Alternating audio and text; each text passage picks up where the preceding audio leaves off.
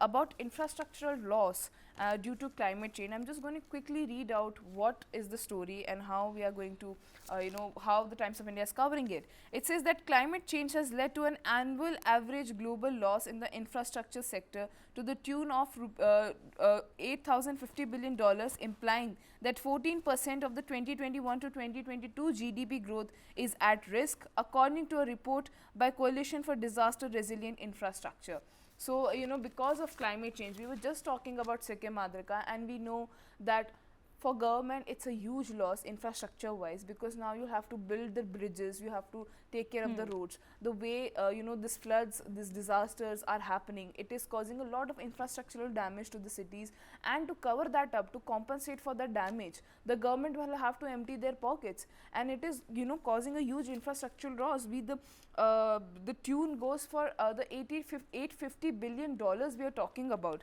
And the report says that high income countries could witness an increase in annual loss by 11%, which would increase to 22% in the middle income and 33% in low income countries.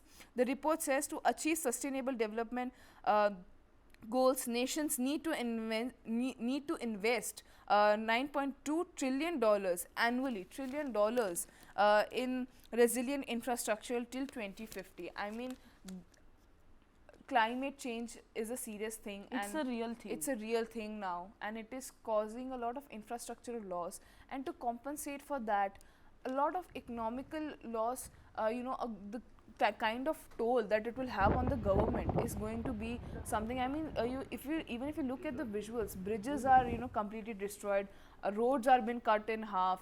It happens like that, a bridge like that never existed. Massive buildings collapse in seconds. And I mean, it is very important to understand that all of this influx of money to kind of compensate for the damage that has been caused by climate crisis is a vicious cycle. If these infrastructures were made and built, kept in mind the fact that the development that we are heading towards has to be very sustainable in nature, the influx of this money, the toll that we are talking about, would not have been made in the first place. There would have been no committees discussing sustainable development, and sadly that is the only thing that we have around sustainable development. Definitely. Every child, I mean anyone who goes to a mere school knows sustainable development as a subject, and all of us know the definitions, and we have been pondering around it for so long. But what more do we have for it?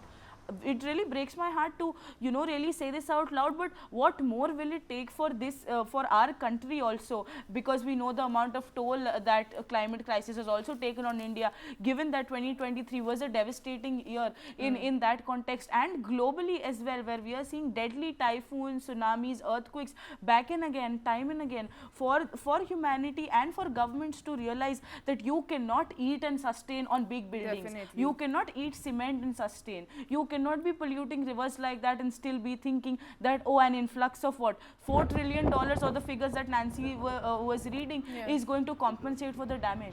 Once the damage has been done, you cannot undo it, you can just compensate it. And I don't know for how long can we withstand that compensation. Definitely, Adrika, and 70% of the loss is tied to climate change. That is why the infrastructural loss that we are facing as a globe is happening because of climate change.